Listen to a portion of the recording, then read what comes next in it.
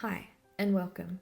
We created this space for people from all walks of life to come together and share their powerful testimonies, life stories, and personal journeys. Whether you're a teenager navigating life or 50 and fabulous, this channel is for you. Our goal is to create a warm, open, and inspiring community where every voice matters. We believe that through sharing stories, healing can happen, and you just might find a story that speaks directly to you.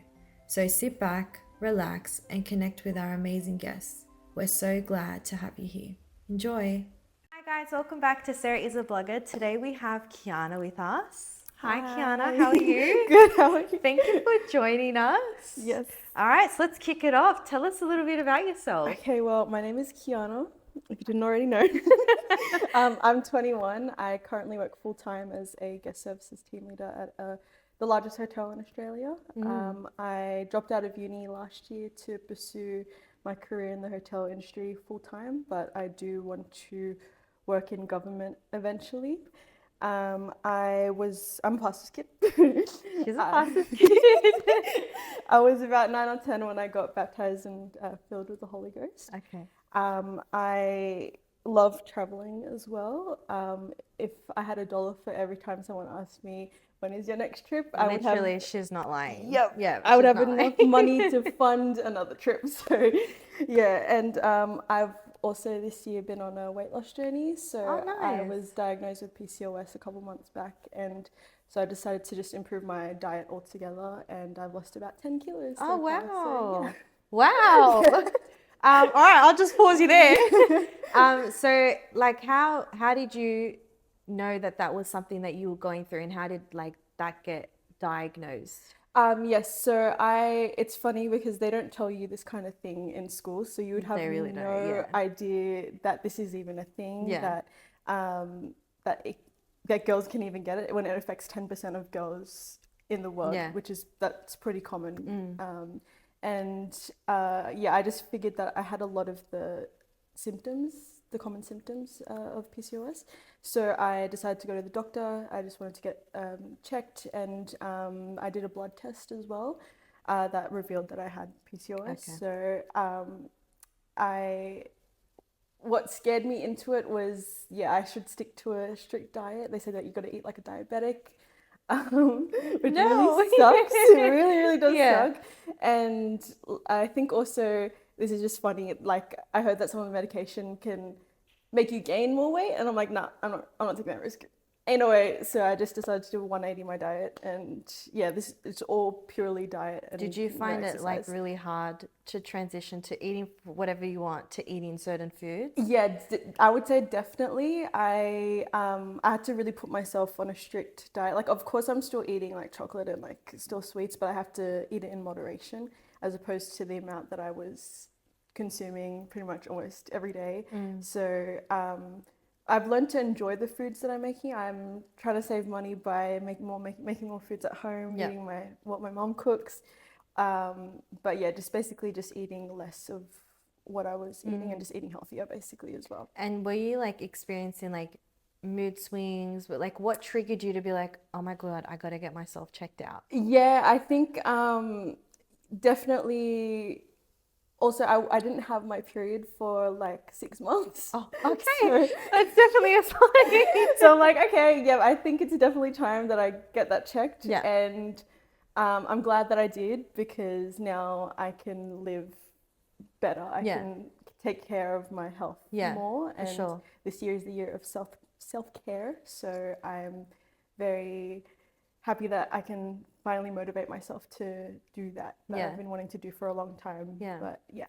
Amazing, amazing. So as you said earlier, you said you're a pastor's kid, Yes. as I already know. Yeah. I think one question a lot of people who don't know you personally would love to know, how does it feel being a pastor's kid? I know there's some sort of high expectation on people who have like a father as a pastor and that kind of stuff. So first, how did it feel? And second, did you have to hold yourself to high expectations, and how did that make you feel? Yeah, definitely. I would absolutely agree with that. Growing up, I was always told that we have eyes on us, that no matter what we do, there's always going to be someone that is, there's people watching us Yeah. and watching our every move. And especially with Dad stepping into his role as General Superintendent, we had even more eyes on us. It's the third base. Yeah. It's like, yeah. So it just upped Yeah. even more. But yeah, I think because he became pastor when I was around 5 or 6 years old, so it's kind of the life that I've always known. And it's hard because of course I have to, no matter where I am, I always have to watch what I'm doing, watch how I am with people, watch how I talk. And even though I'm my own person, like I'm an adult, Yeah. I still have to remember that everything that I do, everything that I post, everything that it can reflect on my family as well. Yeah. So I just have to be very mindful of that.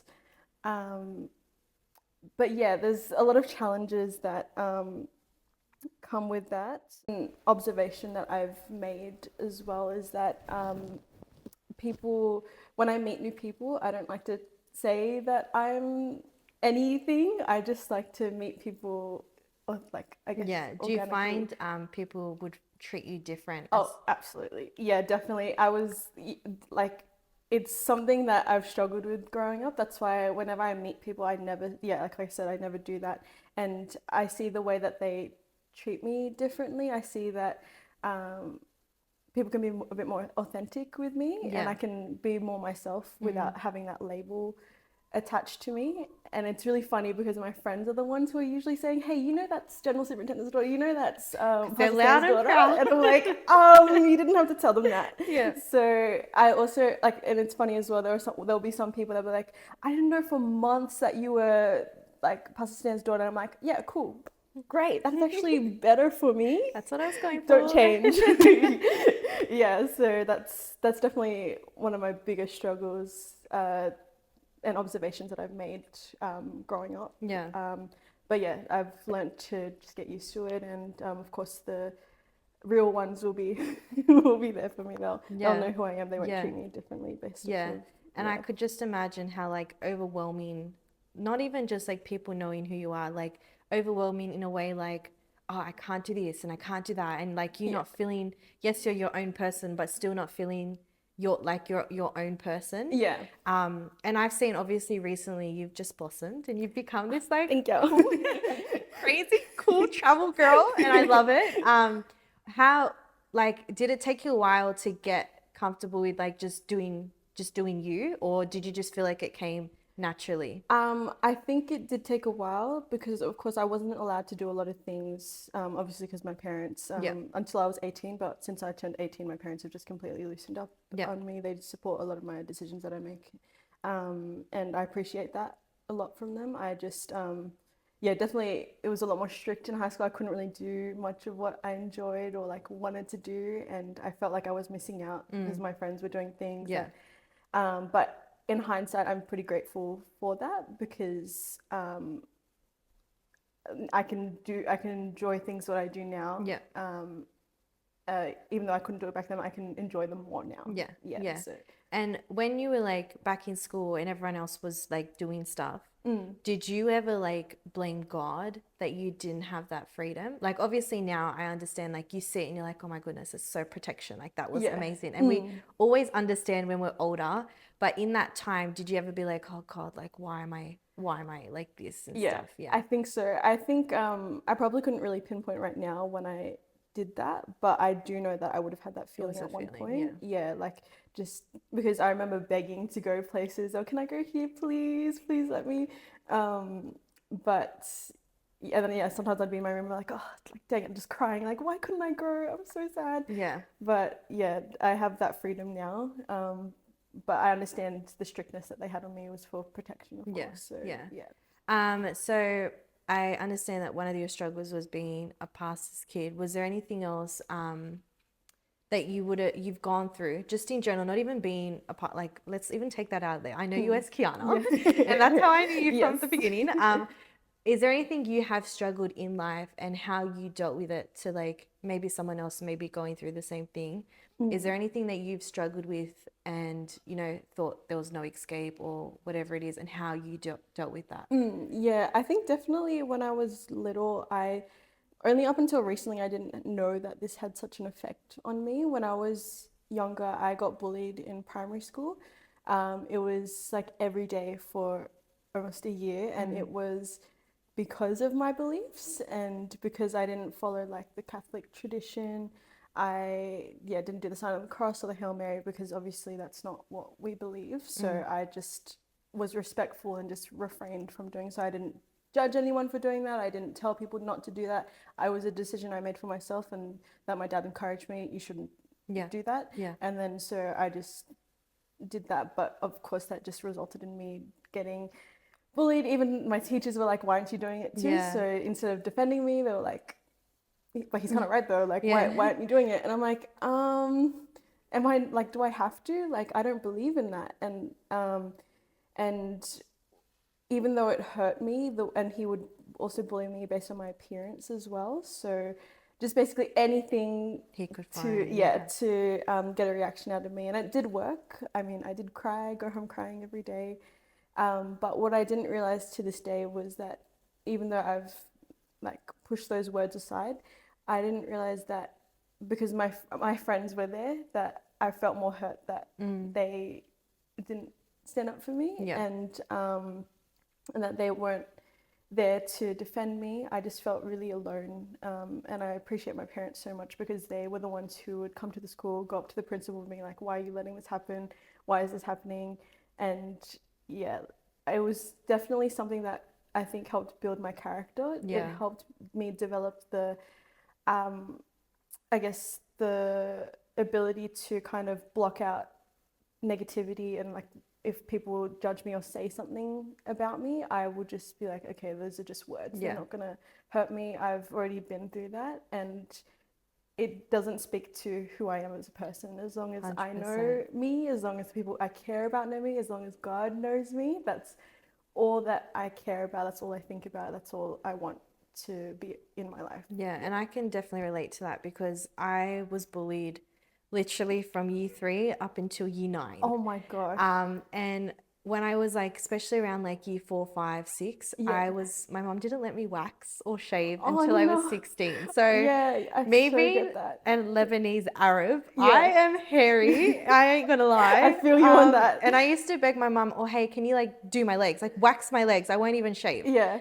And she actually wouldn't let me because it was like some sort of cultural tradition, whatever it was. Right. But every time I'd go to school, she would also force me to wear a dress or a skirt. Oh my gosh. And so my hairy legs are out, my hairy hands. I actually had hair like everywhere. You name it, I had it. And I used to be like, oh, look at that. Like they would point at me and say, oh, look, she's so hairy, and laugh at me. And I took like, obviously people say sticks and stones, whatever. But like words do hurt. Oh yeah. They really do hurt. And I think I held on to that because it was always words that bring me down. And like even till this day, it's something that I still sometimes struggle with when like I'm in a group and I'm like, oh my God, do they accept me? Or like, are they thinking something about me? But I think you're so right when it says, when you look back at it and look at your life now, it's like, wow, like God was just building your character and your resilience. Because now if someone comes up to me and says, like something about me, I'm just like, I'm not hairy anymore. Like I know what laser is, or like I know that those words don't really affect me because of how much I've grown from it. And I think sometimes we do get stuck on words, but it's important to not listen to those words. Is there anything, any tactic or anything, like what made you realize, okay, these aren't true? I think definitely with the support of family as well. Like they would constantly tell me, don't listen to what he's saying. He doesn't know you. He is just trying to attack you. And I think also it can reveal something about how they're feeling inside. I can look back now and realize that maybe he himself was hurting, and that's why he was projecting. He was probably projecting, but obviously at the time I didn't know. But it was definitely something over time that that was a lesson that I learned. Even though I got separated from my friends because this was in year 6 and I went to a different high school to all of them, it was definitely the fresh start that I needed. And I think going to a different high school was part of the healing process where I could just start anew. I could be myself without anyone knowing about me being bullied in the past or who I was in primary school. I could completely just go in and meet friends that I'm still friends with to this day. Even though I graduated 4 years ago, I still am pretty close with them. And I'm very grateful for their friendship, because it's made me realize that I need to surround myself with people that love me for me and won't judge me, or my parents won't judge me for what I do. And that's how and I think got that's over really it. beautiful. Like, you only realize that when you meet a fresh breath of fresh air. And surrounding yourself with positive people and encourage people who encourage you is so important. Definitely. And you'll be able to tell the difference, who's for you and who's obviously against you. So yeah, I'm sorry that you went through that, and I totally understand how you feel. But yeah, like I said, you right now, you're such a confident young lady. And like, you're someone who always blogs, and it's funny that I'm now like I love this interviewing story you. so much. Something that you do that I love so much is you travel solo a lot. Which baffles me, like I was saying to you, because like I can't do anything without someone with me. What advice would you give? Like, what made you make the decision, one, to travel by yourself, and what advice would you give to someone who wants to go travel but doesn't have anyone to travel with? I would say definitely do your research before you go. It's very important, especially if you're going to a non-English speaking country. I guess it's funny because I think AYM was something that encouraged me to travel by myself, even though of course I was going to meet up with the church that I was assigned to. But it was my first time going on a plane alone. And I think I kind of just realized, oh, this is not too bad. Airports are not that difficult. So I think that was kind of the starting point of when I was like, okay, I can catch planes by myself. I was so used to just sitting next to people, catching planes with like friends or with family. So I just it didn't occur to me that I could just travel by myself. But I realized as well, I was enjoying alone time. I enjoyed the peacefulness of not being surrounded by everyone. I wouldn't say that I'm an extreme introvert. I would say that I can balance both introvert and extrovertedness. But there are times where I'm like, I just need to be by myself. I need to, and I thought that solo traveling was the best way to do so. And it's right, because I really do enjoy it. My motto, this does not apply to every situation, but my motto is just like, just do it and find out. And I just went and I found out. I didn't complete, when I went to Japan, I didn't do as much research as I should have. I just kind of You literally just went with this and worked out a lot of the stuff from there. As long as I had my accommodation booked and my flights booked, that's all that I really cared about. And I'm like, I'll just figure out how to get there along the way.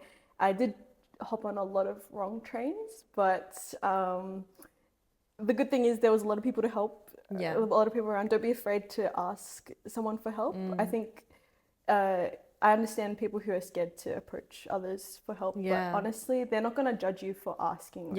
You're a foreigner in this country. Of course, you're not going to know your whole way around all the places. And I think as well, just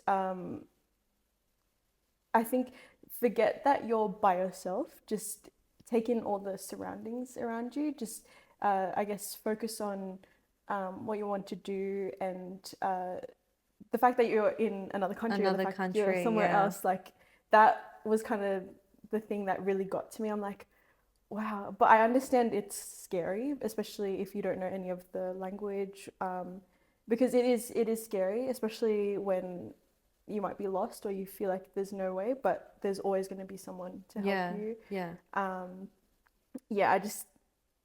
I think my biggest advice is just be as prepared as you can as possible, but no worries if you're not. Just be brave. Just don't be afraid to ask, and just as long as you have your phone charged, your portable charger. The only thing you really need is your phone. Yeah, literally, which is the great thing about this century, is that we have. Even if we get lost, there's going to be other ways for sure to get around. So amazing. Well, so you just think your advice is, if you're thinking of it, just do it. Mm-hmm. Just do it. I probably won't take that Yeah, advice. no, that's so fair. Not everyone is a No, risk but taker, I so actually, yeah. I definitely get it. And I wish I just could do, I think it's takes some sort of, I don't know what it is. Like, I think people who travel alone, I would say it takes a lot of confidence to travel alone. Yeah. Because I'm just the type of person, if I go somewhere, I'm like, my name's Jill. Yeah. So yeah, hats off to you for doing that. And Thank like, you. your vlogging is amazing. I know Thank you. everyone loves it. Like when you were in Japan and I was in church, we're like, did you see Kiana's vlog? Like everyone was talking about it. So it's really, really cool. But yeah, before we do head off, thank you for coming, Yes, by the way. thank you for having me. Is there anything, any advice, just general in life? It doesn't have to be about struggles or anything, just anything that you go by, any motto, any advice that you'd like to just share? Yeah, definitely, yeah, just doing it right now, which is kind of how, I guess, how I got into my full-time career as well. I just decided to quit uni. I actually didn't have that role guaranteed. I was just like, I just can't do uni anymore. I just don't feel like it's my season right now. Maybe Okay. later in my life I Oh, might go wow. back. Yeah. But I just did it, and then I trusted God that He was going to give me an opportunity, and He did. So not even 2 weeks later, I got that offer for a full-time position. Yeah. Because at that point I was just working part-time. I was just a receptionist, but then I got the full-time leadership position Oh, where wow. I couldn't have imagined that kind of spot opening. So that was an example of how, I guess, what I live by worked. Obviously it's not going to work for every situation, but definitely trust in God. Trusting God, Definitely yeah. when you're in moments of uncertainty or times tough and you just don't know what direction, just pray, Yeah. just fast, just take advice from others as well. So like confide in someone. I think even though it's good to talk between you and the Lord, I think it's good to seek after advice and from leadership or a friend that can give good advice. Obviously not all friends can give good advice, but definitely someone that you know is led by the Lord can give you some godly advice. I think it's good to share, put your burdens onto them, because that's what friends are for, right? Yeah, And 100%. obviously onto the Lord, because Jesus like cast our cares and our burdens onto Him. And even if you're in a quiet season, to be honest, right now in my walk with God, I'm in a bit of a quiet season, but I know that He's there. I know that He's listening to every prayer of mine.